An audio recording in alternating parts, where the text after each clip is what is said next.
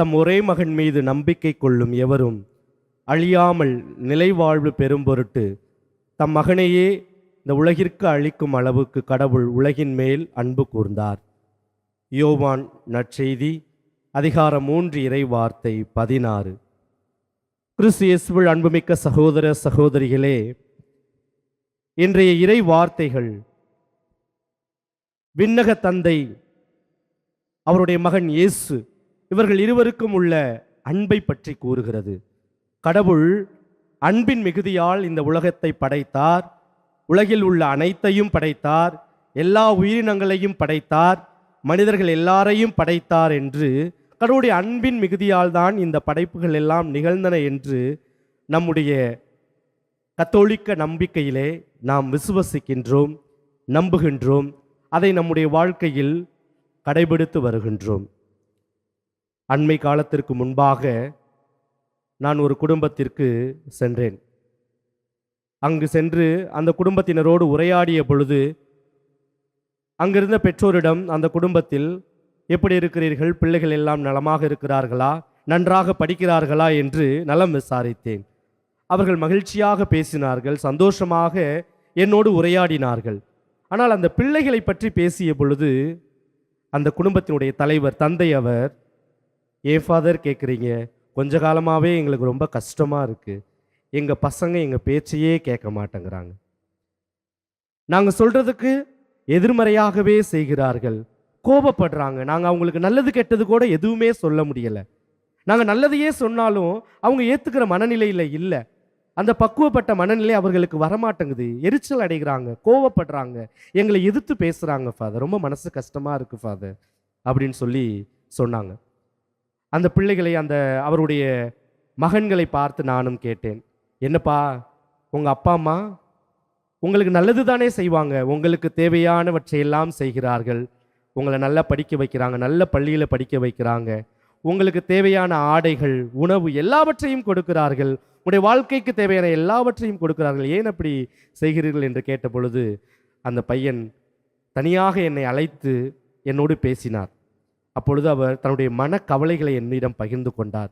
Father, நீங்கள் சொல்கிறதெல்லாம் சரிதான், எங்கள் அப்பா அம்மா எங்களுக்காக தான் கஷ்டப்பட்டு எல்லாமே செய்துக்கிட்டு வர்றாங்க, நாங்களும் நல்லா அவங்களுக்கு இருக்கிறோம், அவங்களுக்கு உகந்த பிள்ளையாக இருக்கிறோம், ஆனால் நாங்கள் பள்ளிக்கூடத்தில் தான் சில நேரங்களில் சில விதமான ஒழுங்குமுறைகளை கடைபிடிக்கிறோம், சில நேரம் நாங்கள் ரொம்ப ஸ்ட்ரிக்டாக பள்ளிக்கூடத்தில் இருந்து எங்களுடைய வாழ்க்கையை கடந்து வருகிறோம், வீட்டிற்கு வந்தாலும் அதே மனநிலை எங்களுக்கு கிடைக்கிறது ஃபாதர், அதே மனநிலை தான் இருக்கிறது ஃபாதர், அதே சூழல் தான் ஃபாதர் எங்களுக்கு இருக்குது, வீட்டுக்கு வந்தாலும் எங்களுடைய பெற்றோர்கள் எங்களை படி படி என்று எங்களை போட்டு வதைக்கிறார்கள் ஃபாதர், எங்களுடைய விருப்பத்துக்கு எதுவுமே நாங்கள் செய்ய முடியவில்லை, ஒரு சுதந்திரமில்லாத வாழ்வை நாங்கள் வாழ்வதாக பார்க்கிறோம், எங்களுடைய பெற்றோர் எங்கள் மீது கோபப்படுகிறார்கள், அவங்க விருப்பம் போல்தான் நாங்கள் செய்ய வேண்டும், செயல்பட வேண்டும் என்று எங்களை வற்புறுத்துகிறார்கள், அந்த வற்புறுத்துதல் எங்களுக்கு மன கஷ்டத்தை, மனக்கவலையை கொடுக்கிறது, அதனால் தான் சில நேரங்களில் நாங்கள் கோபப்பட்டு எரிச்சல் அடைந்து அவர்களை எதிர்த்து பேசுகிறோம், அவர்களுக்கு புறம்பாக நாங்கள் செயல்படுகிறோம் என்று அந்த பையன் என்னோடு பகிர்ந்து கொண்டார். இந்த சூழல் பெரும்பாலான குடும்பங்களில் இருப்பதை நாம் பார்க்கிறோம். அன்புக்குரிய சகோதர சகோதரிகளே, இந்த அன்பு சிக்கல், இந்த உறவு சிக்கல்கள் பல குடும்பங்களில் இருப்பதை பார்க்கிறோம். பெற்றோர்களும் தங்களுடைய பிள்ளைகளுக்கு அன்பை கொடுக்க வேண்டும், பாசத்தை கொடுக்க வேண்டும், எல்லாவற்றையும் நல்லதை கொடுக்க வேண்டும் என்று நினைத்து கொண்டு அவர்களை தங்களுடைய கட்டுப்பாட்டுக்குள்ளேயே வைத்துக் கொள்ளுகிறார்கள்.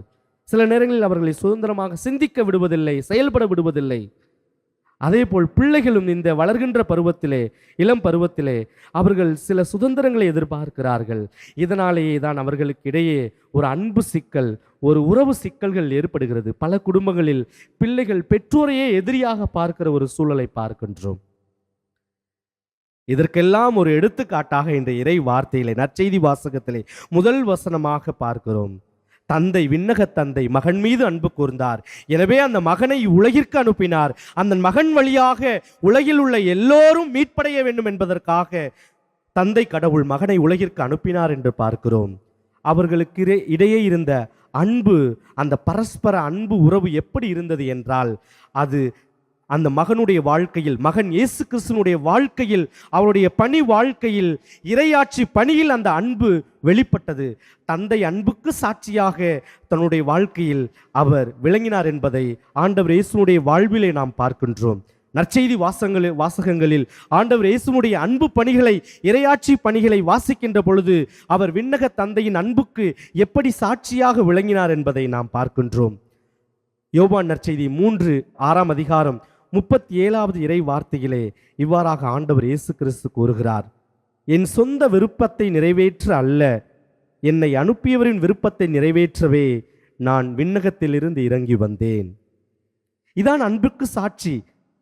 மகன் தன்னுடைய தந்தையினுடைய அன்புக்கு சாட்சியாக விளங்கினார், சாட்சியாக வாழ்ந்தார் என்பதற்கு இந்த இறைவார்த்தை எடுத்துக்காட்டாக அமைகிறது. விண்ணகத்திலிருந்து நான் இறங்கி வந்தேன், என்னுடைய விருப்பத்தை இந்த உலகத்தில் நிறைவேற்றுவதற்காக அல்ல, என்னுடைய தந்தையினுடைய விருப்பத்தை நிறைவேற்றுவதற்காக நான் இவ்வுலகிற்கு வந்தேன் என்று இந்த இறைவார்த்தை கூறுகிறது. அந்த அன்பின் சாட்சியாக ஆண்டவர் இயேசு கிறிஸ்து விளங்கினார். தன்னுடைய அன்பு பணியிலே அவர் வாழ்ந்த சமூகத்தில் ஒடுக்கப்பட்ட, ஓரம் கட்டப்பட்ட ஏழைகள், நோயாளிகள், கைவிடப்பட்டவர்கள், கைம்பெண்கள், அனாதைகள், இப்படிப்பட்ட மக்களை தேடி சென்று அன்பு செய்தார். அவர்களுக்கு தன்னுடைய பணிகளை செய்தார் என்று நாம் பார்க்கின்றோம். அந்த அன்புக்கு சாட்சியாக விளங்கினார். பலர் அவருடைய அன்பை ஏற்றுக்கொண்டார்கள். ஆண்டவர் இயேசுனுடைய அன்பை ஏற்றுக்கொண்டு உணர்ந்து அவரிடம் வந்தார்கள், அவரை ஏற்றுக்கொண்டார்கள், அவருடைய கட்டளைகளை, அவருடைய போதனைகளை ஏற்றுக்கொண்டார்கள் என்று பார்க்கிறோம். ஆனால் இதே இன்றைய வாசிக்கப்பட்ட நற்செய்தி வாசகத்திலே பார்க்கிறோம், பலர் அவரை எதிர்த்தார்கள், அவருக்கு புறம்பாக செயல்பட்டார்கள், தீமையையே விரும்பினார்கள், இருளையே விரும்பினார்கள் என்று நாம் வாசிக்க கேட்டோம். அன்புக்குரிய சகோதர சகோதரிகளே, ஆண்டவர் இயேசுவை புறக்கணித்தவர்கள், அவருடைய அன்பை புறக்கணித்தவர்கள் இருளுக்குரிய வாழ்வை வாழ்ந்தார்கள் என்று பார்க்கிறோம். ஆனால் யோவான் நற்செய்தி, இன்றைய நற்செய்தி வாசகத்திலே 3:21 இறை வார்த்தையிலே வாசிக்க கேட்டோம், உண்மைக்கேற்ப வாழ்பவர்கள் ஒளியை நாடி வருகிறார்கள். உண்மைக்கேற்ப வாழ்ந்தவர்கள், ஆண்டவர் இயேசுனுடைய போதனையை கேட்டவர்கள், அவருடைய அன்பு வாழ்வை பார்த்தவர்கள், பிறரன்பு பணிகளை பார்த்தவர்கள் அவரை நோக்கி வந்தார்கள், ஒளியை தேடி வந்தார்கள், அந்த இயேசு என்னும் ஒளியை தேடி வந்தார்கள் என்று பார்க்கிறோம். நாம் தேடி வருகிறோமா அந்த இயேசு என்னும் ஒளியை? அந்த இயேசு கொடுக்கின்ற அன்பை, இயேசு காட்டிய அன்பை நாம் நாடி வருகிறோமா, தேடி வருகிறோமா? அந்த அன்பை நம்முடைய வாழ்வில் உணர்கிறோமா? அதே அன்பை நாம் பிறரோடு பகிர்ந்து கொள்கிறோமா என்று நாம் இன்று சிந்தித்து பார்க்க அழைக்கப்படுகிறோம். அன்புமிக்க சகோதர சகோதரிகளே, அவர் தேர்ந்தெடுத்த திருத்தூதர்கள் எப்படி அன்புக்கு சாட்சியாக விளங்கினார்கள் என்று இன்றைய முதல் வாசகத்திலே வாசிக்க கேட்டோம். ஆண்டவர் இயேசுடைய உயிர்ப்புக்கு பிறகு தங்களுடைய உயிர் போய்விடுமோ என்று பயந்து போய் ஒளிந்து கொண்டிருந்தாலும், தலைமறைவான வாழ்வு வாழ்ந்து கொண்டிருந்தாலும், ஆண்டவர் இயேசு உயிர்த்த பிறகு இயேசு அவருடைய திருத்தூதர்களுக்கு பலமுறை அவர்களுக்கு தோன்றி காட்சியளித்து அவர்களை திடப்படுத்தி, உறுதிப்படுத்தி, நம்பிக்கையில் உறுதிப்படுத்தி அவர்களை தன்னுடைய அன்பிற்கு சாட்சிகளாக மாற்றுகிறார். இன்றைய முதல் வாசகத்தில் கூட வாசிக்க கேட்டோம், திருத்தூதர்களுடைய பணியை பார்த்தவர்கள், அவர்கள் செய்த புதுமைகளை பார்த்தவர்கள், தலைமை குருவும் சதுசேய கட்சியினரும் அவர்கள் மீது பொறாமை கொண்டு அவர்களை சிறையில் அடைத்து காவல் செய்தார்கள் என்று பார்க்கிறோம். அவருடைய பணிகளை அடக்கினார்கள், ஒடுக்கினார்கள். அவர்கள் உயிர்த்த இயேசுவுக்கு சாட்சியம் பகர்ந்ததை அவர்கள் அடக்கினார்கள், ஒடுக்கினார்கள். ஆனால் அவர்கள் அடங்கி போகவில்லை. அவர்கள் சிறையிலே அடைத்தாலும் ஆண்டவர் இயேசு கிறிஸ்து 3ஆம் நாள் மூடிய கல்லறையை எவ்வாறு திறந்து உயிர்த்து வந்தாரோ அதே போல் மூடிய சிறை கதவுகளை ஆண்டவருடைய தூதர் திறந்து அவர்களை அழைத்து வருகிறார், வெளியே அழைத்து வருகிறார். அவர்களும் மீண்டுமாக சென்று ஆலயத்திற்கு சென்று போதிக்கிறார்கள் என்று வாசிக்கின்றோம். அவர்கள் தொடர்ந்து தங்களுடைய வாழ்க்கையில் திருத்தூதர்கள் ஒவ்வொரு நிலையிலும் ஆண்டவர் இயேசுனுடைய உயிர்ப்புக்கு பிறகு அந்த அன்புக்கு சாட்சிகளாக விளங்குவதை பார்க்கிறோம். அவர்கள் தங்களுடைய போதனையாலும் நன்மை மிகுந்த செயல்களாலும் இறை ஆட்சியின் விழுமியங்களுக்கு சாட்சிகளாய் விளங்கியதை நாம் பார்க்கிறோம், வாசிக்க கேட்கிறோம். அன்புமிக்க சகோதர சகோதரிகளே, விண்ணக தந்தையின் அன்புக்கு சாட்சியாக அவருடைய மகன் இயேசு கிறிஸ்து சாட்சியாக வாழ்ந்தார். அவருடைய வழித்தோன்றல்களாக வந்த திருத்தூதர்களும் அந்த அன்புக்கு சாட்சிகளாக விளங்கினார்கள், வாழ்ந்தார்கள் என்று நாம் பார்த்தோம்.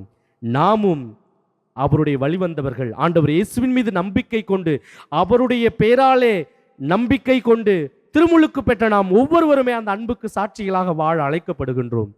எனவே நாம் எப்படிப்பட்ட வாழ்க்கை வாழ்கிறோம் என்று சிந்தித்து பார்ப்போம். அந்த அன்பை நாம் உணர்கிறோமா, பிறரோடு பகிர்ந்து கொள்கிறோமா என்று சிந்தித்து பார்ப்போம். நம்முடைய குடும்ப வாழ்விலும் சமூக வாழ்விலும் அந்த அன்புக்கு சாட்சிகளாய் நாம் எப்படி இருக்கிறோம் என்று சிந்தித்து பார்ப்போம். குடும்ப வாழ்வில் குடும்பத்தில் உள்ள உறுப்பினர்களோடு, குடும்பத்தில் உள்ளவர்களோடு நாம் எப்படி அன்பு பாராட்டுகிறோம், உறவு பாராட்டுகிறோம், ஒருவரை ஒருவர் எப்படி ஏற்றுக்கொள்கிறோம், முகம் கொடுத்து முகம் பார்த்து பேசிக் கொள்கிறோமா, தங்களுடைய உறவை பகிர்ந்து கொள்கிறோமா என்று பார்ப்போம், சிந்தித்து பார்ப்போம். பல குடும்பங்களில் உறவு சிக்கல்கள் இருக்கிறது, அன்பு சிக்கல்கள் இருக்கிறது. எனவேதான் ஒருவர் மற்றவரை முகம் பார்த்து பேசிக்கொள்ள கூட முடியாத நிலையை நாம் பார்க்கிறோம். பல குடும்பங்களில் உறவு சிக்கல்கள் சிதைந்து போன குடும்பங்களாக இருக்கிறது. இவையெல்லாம் உயிர்ப்புக்கு நாம் சாட்சிகளாக விளங்குகிறோமா என்பதை நம்மை சிந்தித்து பார்க்க அழைப்பு விடுக்கின்றது. நாம் எப்பொழுது நம்முடைய குடும்பத்தில் உள்ளவர்களோடும், நம்முடைய உற்றார் உறவினரோடும், அயலாரோடும் அன்பை பகிர்ந்து கொண்டு, ஒருவரை ஒருவர் ஏற்றுக்கொண்டு, உள்ளத்திலே பகைமை இல்லாமல், வெறுப்பு இல்லாமல், ஒருவரை ஒருவர் ஏற்றுக்கொண்டு மன்னித்து, பிறர் நமக்கு தவறு செய்தாலும் துரோகம் செய்தாலும் ஏற்றுக்கொண்டு மன்னித்து வாழ்கிறோமோ, அப்பொழுதுதான் நாம் உயிர்த்த இயேசுவுக்கு சாட்சிகளாய் வாழ்கிறோம். அடுத்ததாக சமூக வாழ்வில் நாம் பணிபுரிகின்ற இடங்களில் நாம் ஒருவரை ஒருவர் ஏற்றுக்கொண்டு ஏற்றத்தாழ்வு இல்லாமல் சமமாக மனிதாபிமானத்தோடு கொடுக்கப்பட்ட கடமைகளை கடமை உணர்வோடு நிறைவேற்றக்கூடிய மக்களாக வாழ்கிறோமா என்று சிந்தித்து பார்ப்போம். அது உண்மையான சாட்சிய வாழ்வுக்கு நம்மை அழைத்து செல்லுகிறது. உண்மையோடு நமக்கு கொடுக்கப்பட்ட கடமைகளை உண்மையோடும் நேர்மையோடும் மனசாட்சியோடு நாம் நிறைவேற்றுகின்ற பொழுது நாம் இறைவனுடைய அன்புக்கு சாட்சிகளாக வாழ்கிறோம். கடவுள் தன் மகனை எந்த ஒரு நோக்கத்திற்காக இந்த உலகத்திற்கு அனுப்பினாரோ அந்த நோக்கத்தை நாம் நிறைவேற்றக்கூடியவர்களாக நாம் வாழ்கின்றோம். எனவே இந்த பாஸ்கா காலத்திலே பயணிக்கின்ற நாம் அன்புக்கு சாட்சியாக, அவருடைய மகன் இயேசுனுடைய பணிக்கு சாட்சியாக, இறையாட்சியின் விழுமியங்களுக்கு, அவர் போதித்த இறையாட்சியின் விழுமியங்களுக்கு சாட்சிகளாக நாம் விளங்குகின்றோமா என்று சிந்தித்து பார்ப்போம். சுயநலம் விடுத்து பிறநலத்தோடு வாழ்வோம். அதுவே அன்பின் சாட்சிக்கு வழி. அதற்காக நம்மையே தயாரித்து வாழ்வோம். ஆமென்.